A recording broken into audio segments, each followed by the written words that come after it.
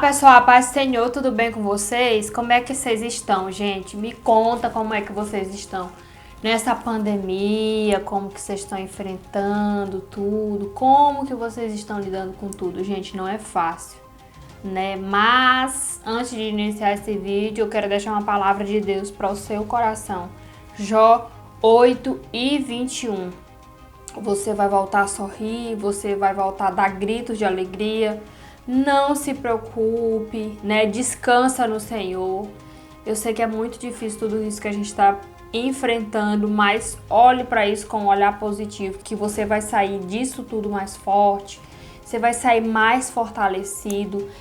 É um tempo que nós estamos passando e tudo isso vai passar e você vai voltar, independente da situação que você está vivendo dentro da sua casa, no seu casamento, no seu namoro, no seu noivado, com a sua família. Você que pode estar de luto, você vai voltar a sorrir, né? Essa promessa o Senhor fez para mim e para você. Você vai voltar a sorrir, você vai voltar a dar gritos de alegria. Ainda não acabou, se você ainda está vivo, é porque tem muita coisa boa para acontecer. Isso tudo é uma fase e vai passar. Então descansa no Senhor e receba essa palavra, né, para o seu início de semana, né? Você vai voltar a sorrir sim, você vai voltar a sonhar, você vai voltar a desejar, né, a sonhar aquilo que você sonhava antes. Você vai viver os sonhos que o Senhor sonhou para você, e esse sonho que você tem não foi você que sonhou, não foi você que acordou um dia e decidiu, eu vou sonhar com isso. Não, foi o Senhor que colocou no seu coração.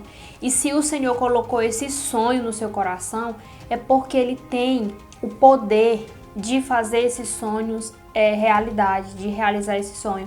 Então descansa o seu coração, confia nas promessas que o Senhor te fez, né? A minha pastora Gisele, ela tem um hino que fala assim, ó: confio nas promessas que o meu Deus me fez. Demore alguns anos, dia, eu não sei. Eu não importo, vou esperar. Pois a palavra do meu Deus não vai falhar. Levanta as minhas mãos, começo a adorar. A minha adoração está no DNA, está no sangue, no coração. Deserto nenhum vai calar minha adoração. Então decida confiar, decida esperar. E louve e adore em meio ao deserto. E louve e adore em meio a tudo isso que você está vivendo, porque vai passar. E você vai voltar a sorrir, você vai voltar a dar gritos de alegria. Então vamos para mais um Me Conte Sua História.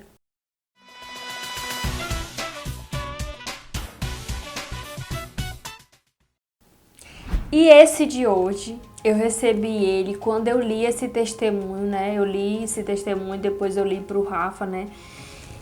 E eu falei, meu Deus, que menina forte. Eu falei, Senhor, se fosse eu, né? Porque geralmente é assim, quando a gente vê alguém passar, quando a gente ouve o testemunho de alguém, que é aquele testemunho muito forte, igual esse de hoje, a gente fica assim, meu Deus do céu, se fosse comigo eu não suportaria, né? Então, esse testemunho aqui de hoje é aquele testemunho que quando eu li eu falei, eu não suportaria passar por isso que essa moça passou. Então eu te convido a já deixar o like aqui, né? Curte esse vídeo, para você não custa nada curtir meus vídeos, compartilhar com alguém, comentar. Mas para mim é de grande valia. Então curte aqui já, né? Manda logo ele aí para alguém, fala, fulano, vê esse testemunho aqui junto comigo, manda aí para alguém.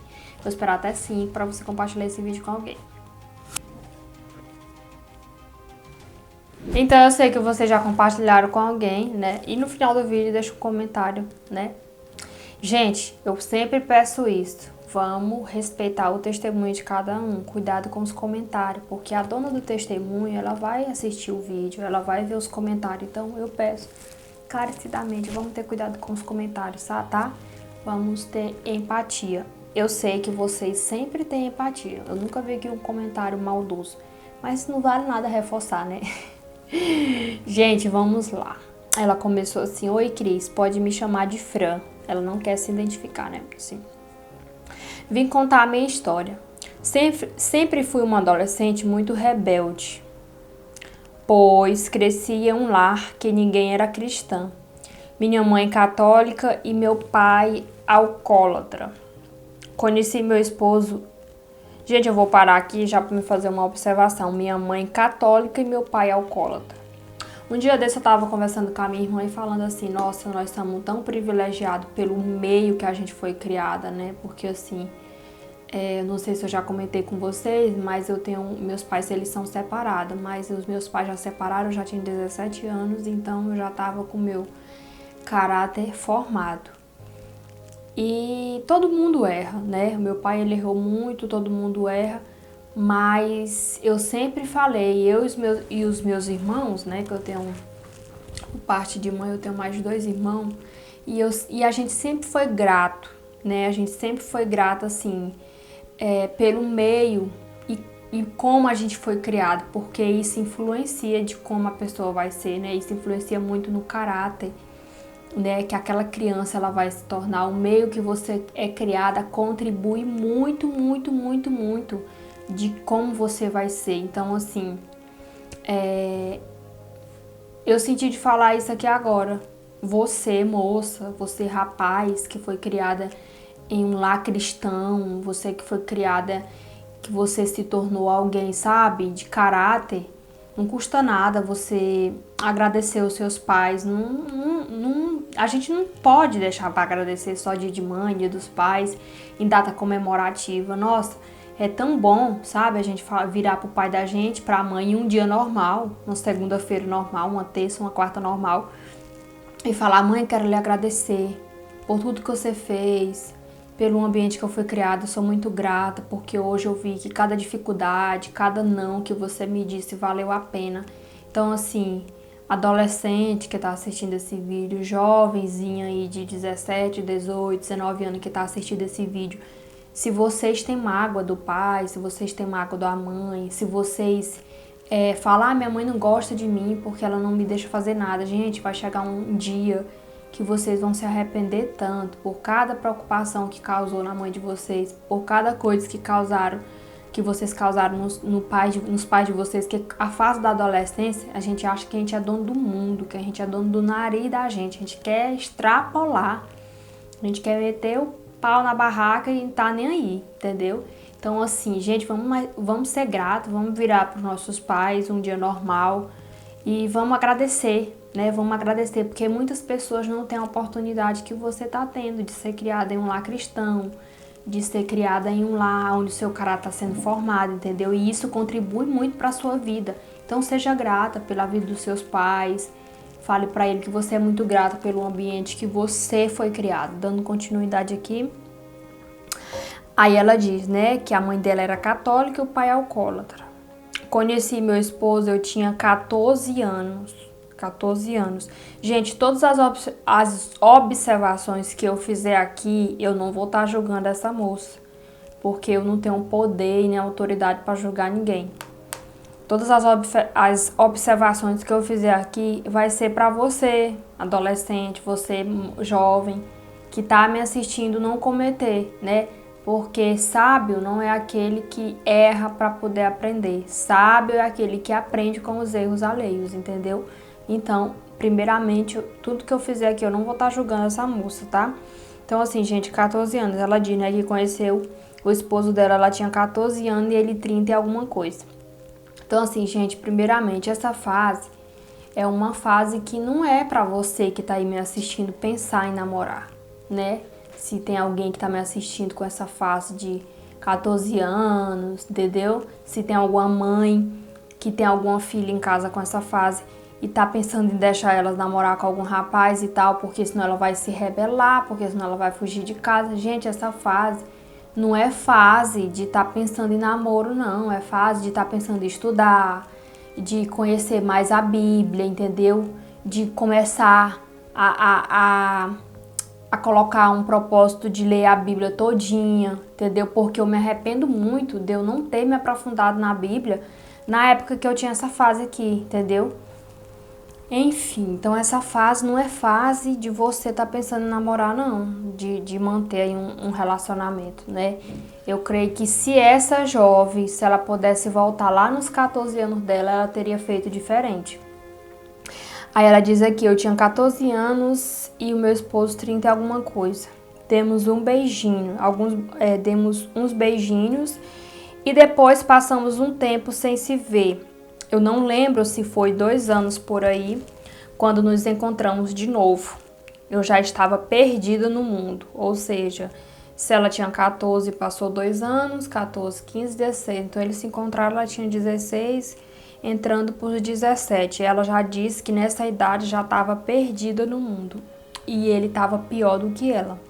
Eu fumava, bebia, me prostituía, usava drogas. O que você imaginar eu fiz. E ele era pior do que eu nessas coisas. Ou seja, ela fumava, bebia, se prostituía, fazia tudo enquanto com 17 anos, 16, 17, e ele fazia coisa pior do que ela, né? Então, assim, só pra vocês terem noção. Ele tinha uma namorada, mas ficava com todo mundo. E eu não namorava mais também. Eu não namorava, mas também saía com todo mundo. Até com mulher. Ela saía, né? Saía com homem e saía com mulher também. Nossas vidas era realmente um nojo. Foi quando ele me convidou para vir para Recife, passar um final de ano na casa da mãe dele. Nossa, ele chegou para mim depois de 15 dias e disse que não voltaria mais para lá, pro interior, onde ela morava com os pais delas. Ou seja, tipo assim, ou você volta só ou fica aqui, eu não vou voltar, né? Como eu já estava apaixonada por ele, quis ficar. Mas não sabia eu, Cris, que o inferno estava só começando. Gente, esse aqui não é o primeiro vídeo que a pessoa fala assim, mal sabia eu que o inferno estava começando, mal sabia eu. Então, assim, quando a pessoa fala isso aqui, mal sabia eu que o inferno estava começando, daí vocês têm noção, já dá pra ter uma noção do que essa pessoa passou. Ele me traía muito, muito mesmo. Ele chegou ao fundo do poço e eu junto. É aquela coisa, né, que tipo assim, é o que eu tava falando um dia desse. Você tem que ter muito cuidado com quem que você vai casar e quem você vai acompanhar. Porque, por exemplo, amanhã você vai conhecer o seu futuro esposo, sua futura esposa. Só que antes de ontem para trás, essa pessoa só plantou coisa ruim. Amanhã vocês se conhecem, um exemplo. E depois da manhã casa. Você vai colher todas as consequências junto com ele. Se ele plantou coisa ruim no passado, você vai colher as consequências junto com ele, porque vocês já vão ter casado. Então aqui é muito importante lembrar que a questão do casamento, gente, não é só para satisfazer a vontade da carne, é só para ter sexo, não é, eu vou formar uma família. Não, o casamento é muito sério. O casamento ele vai decidir de como que vai ser o seu futuro, né? A pessoa que você escolher para casar, se ela foi uma pessoa ruim no passado, se ela plantou coisa ruim, você vai colher as consequências junto com ela. Então é muito sério. Então aqui ela fala, né, que ele ia cada vez mais indo pro fundo do poço e ela junto com ele. Por quê? Porque eles estavam casados, né? Nunca abandonei ele. Algumas vezes eu não aguentava e eu voltava para casa da minha mãe. Mas algo me fazia voltar para ele. Hoje eu vejo que era Deus. Passamos 6 meses morando aqui no Recife e eu conheci o inferno. Meu Deus. O que você imaginar ele fez comigo e eu não era tão santa também. Foi quando, em uma discussão muito feia, eu fui embora para casa da minha mãe e ele ficou aqui. E aí Deus começou a agir. Um amigo dele, de infância, convidou ele para a igreja e ele foi. Ali ele se converteu e mudou completamente. Ele fez um propósito com Deus para mim voltar. Já fazia 1 mês que eu estava na casa da minha mãe e não queria de jeito nenhum voltar para ele, mas uma força maior me fez voltar. Ela colocou entre parênteses Deus. Meu sonho sempre foi ser mãe. Depois que eu voltei, eu engravidei com pouco tempo. Depois que eu engravidei, voltou tudo. A gente brigava muito e eu sentia que ele não me desejava mais como antes. Eu sofri muito, Cris, tanto que não desejo a ninguém. Depois que a barriga foi crescendo, ele mudou da água para o vinho. Eu estava realizando um sonho, vivendo um sonho. Ele me ajeitava, cuidava de mim, se preocupava comigo e com o bebê. Era um sonho. E quando eu completei 8 meses, a gente foi para um passeio. Eu peguei o celular dele para a gente tirar umas fotos. E tinha uma mensagem de uma mulher, uma conversa do dia anterior, eles marcando um encontro. Cris, meu mundo caiu. A gente começou a brigar e ele conseguiu me enrolar. Não lembro bem o que ele falou, mas eu acreditei nele, pois a gente já estava na igreja. Caminhando certinho. Era inacreditável que fosse verdade. Quando eu completei 9 meses, peguei outra conversa da mesma mulher. Fui até ela, pois eu a conhecia. Cris, eu toda inchada, subi uma ladeira meio-dia, eu fui no trabalho dela e ela me falou que não tiveram nada. Eu acreditei, né? Passou um ano e nós firmamos cada vez mais na igreja. Hoje nossa filha tem 1 ano e há 2 semanas atrás eu e ele estava conversando e ele sentiu a vontade de me falar a verdade, pois eu só perdoei ele naquele tempo porque achei que só tinha sido conversa. Mal eu sabia que ele me contou que saía com ela quando eu estava grávida. Ele levou ela para minha casa quando eu saí para fazer um enxoval da nossa filha. Estou escrevendo e chorando, por isso me dói tanto na alma, mas Deus sempre fala comigo e me diz para mim não desistir dele. Mesmo com tudo isso, Deus não me deixa abandonar ele, Cris. Deus não me deixa, eu sei que já passei e eu sei que tudo isso tem um propósito lindo. Mas dói tanto, Cris. Olho para ele, vem logo a cena dele na minha cama. Eu tô passando um processo que só Deus sabe. Hoje ele é uma bênção, nunca mais... Deixa eu dar uma pausa aqui, que é para mim fazer uma observação aqui, ó. Eu quero fazer uma observação aqui, ó. Mesmo com tudo isso, Deus não me deixa abandonar ele, Cris. Gente, isso aqui é muito sério. Por quê? Porque ela tem certeza em Deus que Deus não deixa ela abandonar ele. Ou seja, se Deus não deixa ela abandonar ele, é porque Deus tem um propósito na vida desse casal para no futuro, através deles, outras famílias ser restauradas, né? É aquilo que eu sempre falo. Como que você vai falar de câncer? Como que você vai falar como é a dor de ter um câncer se você nunca passou por um câncer? Como que você vai falar da dor que é passar pela depressão se você nunca teve depressão, né? Como que você vai sentir a dor do próximo se você nunca passou por aquilo? Então, assim, todas as pessoas que são chamadas para cuidar de pessoas, elas vão passar por processos. E esses processos são tão dolorosos, gente. Esses processos são tão dolorosos que vocês não queiram nem saber. Então, a gente tem que ter muito cuidado, né? Tem que ter muito cuidado. Porque, assim, ela tem certeza em Deus que Deus não deixa ela desistir. Ela já saiu, já passou um mês fora. E sempre Deus fala com ela e faz ela voltar. Ou seja, Deus tem um propósito na vida deles dois, né? Deus tem um propósito na vida. Ah, Cris, e o sofrimento? Gente, é o que eu acabei de falar. Pessoas que são chamadas para cuidar de pessoas, elas vão passar por um processo muito dolorido. Mas Deus vai estar sempre presente, cuidando, curando e sustentando. Agora você não pode confundir Deus, né? Tipo assim, ter um propósito na vida de 2 pessoas e elas passar por tanta coisa e você ainda continuar. Agora tem pessoas que decidem sofrer. Tem pessoas que, tipo assim, Deus não tá no negócio e a pessoa quer tá ali. Ou seja, quando Deus tá, o fardo, por mais pesado que seja, por mais difícil que seja, ele se torna leve, porque Deus tá no negócio. Agora, quando Deus não tá no negócio, você fica se matando, né? Você fica se matando, você não sai, você quer insistir em algo que não é da vontade de Deus. Então, você tem que ter muito cuidado para isso aqui. Porque ela tem certeza, né, que Deus sempre alertou ela, Deus sempre falou com ela que tinha um propósito na vida deles dois.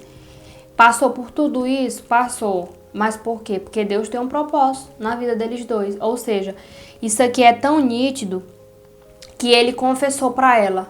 Ou seja, gente, quem me incomoda para eu confessar o meu pecado não é o diabo, não. É o Espírito Santo que me toca, que vem, me visita, me toca, eu me arrependo. É o Espírito Santo que faz isso. Então, se ele confessou para ela, isso é o maior sinal de que Deus é na vida desse casal. Por quê? Porque o Espírito Santo tocou nele e ele sabendo do que essa verdade poderia causar, mas ele não se amedrontou. E ele fez o que muitas pessoas não têm coragem de fazer hoje em dia. Muitos casais que já traiu, né, que tá traindo, que não tem coragem de falar. Ou seja, isso aqui é um sinal de que o Espírito Santo é na vida dele, né? Dando continuidade. Eu tô passando um processo que só Deus sabe. Hoje ele é uma bênção. Nunca mais peguei nada, a gente se casou no cartório, nós dois se batizamos. Ele é de casa para o trabalho, um ótimo dono de casa, um ótimo pai, um ótimo obreiro, mas o passado me condena, me acaba. Eu quero fazer uma observação aqui, gente. Isso aqui é que é o problema.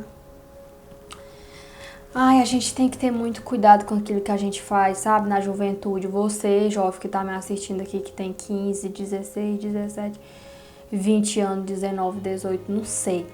Você tem que ter muito cuidado com aquilo que a gente faz. Por quê? Porque quando a gente aceita Jesus, nossos pecados são perdoados, tudo é jogado no mar do esquecimento, nova criatura nós nos tornamos, só que o diabo não fica feliz com isso. E além dele fazer tanta coisa para te tirar da presença de Deus, quando ele vê que ele não vai conseguir te tirar da presença de Deus, fazer você desviar, ele vai trazer o teu passado para te acusar, entendeu? Ele vai trazer o teu passado para te acusar. Aí você, por um momento, vai chegar a pensar que não é digno do céu. Por um momento você vai pensar que Deus não te perdoou.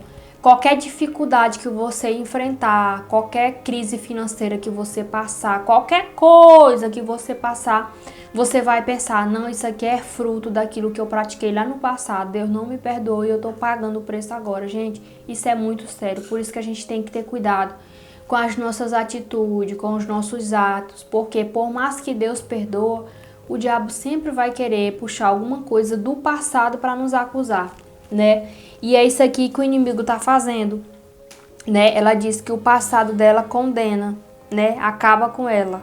Mas isso aqui a gente sabe que é obra do inimigo. Mas desde ontem que assisti seus vídeos, venho sentindo uma paz. Não veio mais na minha cabeça os pensamentos que eu tava. Isso me fez me aproximar mais de Deus. Quebrou mais meu coração. Eu era muito ruim e hoje Deus me transformou. Eu sei que Deus permitiu isso tudo na minha vida porque Ele tem um propósito muito lindo na minha vida. Tem sim. Isso aqui é de fato certeza que Deus tem um propósito lindo, lindo, lindo na sua vida. Não só na sua vida. Deus vai usar o seu casamento para restaurar muitos outros casamentos. Muitas pessoas vão chegar para você, né? Muitas pessoas vão chegar para você com dores, falar eu fui traída, mulher, como é que eu faço? Eu quero largar meu marido. E você vai sentir a dor da pessoa porque você já foi traída, entendeu? Então você vai saber ouvir aquela pessoa, você vai dizer, mulher, não desiste, luta pelo seu casamento. Gente, porque é uma coisa que eu sempre falo aqui, namorado, você não tem nenhuma obrigação, sabe? Você não tem nenhuma obrigação de aguentar a traição de namorado. Corre enquanto há tempo. Agora, quando casar, não vai querer. Ah, Cris, eu casei, meu namorado continua me traindo. Beleza, você já casou, então agora você vai pagar o preço para Deus transformar a vida dele. Por que não largou quando estava namorando? Então, quando casar, a hora de largar é agora no namoro. Se trai, se maltrata, se não respeita, cai fora. Agora, se você casar com ele, você vai ter que pagar um preço. Você vai ter que pagar um preço para Deus transformar a vida dele, né? Porque depois que casar, não adianta mais querer vir com esse negócio de divorciar, não. Por isso que a gente tem que ter cuidado com esse negócio de casamento. Então, assim, pra moça aqui do testemunho, Deus vai usar muito seu casamento. Deus vai usar as suas dores para curar outras mulheres, para curar outras pessoas, né? Gente, o que tem de casamento sendo destruído, né? Sendo destruído pelo inimigo. O homem ou a mulher não vigia, trai. Aí eles acham que o divórcio é a solução, sendo que não é. Por que eles acham que o divórcio é a solução? Porque não se sente bem em falar com alguém, porque sabe que alguém vai julgar. Então, assim, Deus, eu creio que todas as pessoas que estão passando por processo difícil no casamento, na juventude, vida sentimental, financeira, espiritual. É Deus preparando uma nova geração para cuidar de vida, para sentir a dor do próximo, para ouvir qualquer tipo de pecado e não julgar. Porque a melhor coisa é você conversar com alguém que lhe entende, com alguém que sente a sua dor, com alguém que você sabe que aquela pessoa não vai lhe julgar. Quando a gente conversa com alguém de Deus, a gente sente paz em confessar, em falar das nossas dores, né? Dando continuidade aqui. Hoje mesmo, sabendo de tudo que aconteceu há um ano atrás, hoje Deus me mostra que não vai mais acontecer e eu confio nele. Isso aqui é muito forte que ela disse, ó. No homem eu não confio, mas eu confio no Deus que eu sirvo, que não vai mais deixar que ele me machuque. Gente, isso aqui é muito forte. Porque isso aqui é muito lindo quando você tem a legalidade para falar isso aqui. Não é qualquer pessoa que fala isso. A pessoa, para falar isso aqui, ela tem que estar ciente que Deus falou com ela. Ei, agora eu não vou deixar mais um homem tocar em você de forma indevida. Eu não vou deixar mais ninguém brincar com o seu coração. Não vou mais deixar ninguém te magoar. Agora, para tocar em você, quem pensar em tocar em você, quem pensar em te magoar, é eu que vou tratar com ele. Ninguém. Isso aqui é muito lindo quando você confia, quando você sabe que Deus não vai mais deixar ninguém, sabe? Brincar com o seu sentimento, magoar o seu coração. Isso aqui é muito lindo. E ela dá continuidade. Peço que ore por minha vida espiritual, pois a minha vida sentimental já está nas mãos de Deus. Gente, o que dizer desse testemunho, né? O que falar desse testemunho? Uma pessoa que não foi criada em um lar cristão, que o pai era alcoólatra, a mãe era católica, era muito rebelde, sofreu muito, provou de tudo aquilo que o mundo oferecia, todos os pratos que o inimigo ofereceu, ela provou, né? Fez coisas que ela ainda, antes de fazer uma decisão de servir a Deus, ela sentia nojo, né? Uma vida de nojo que ela tinha.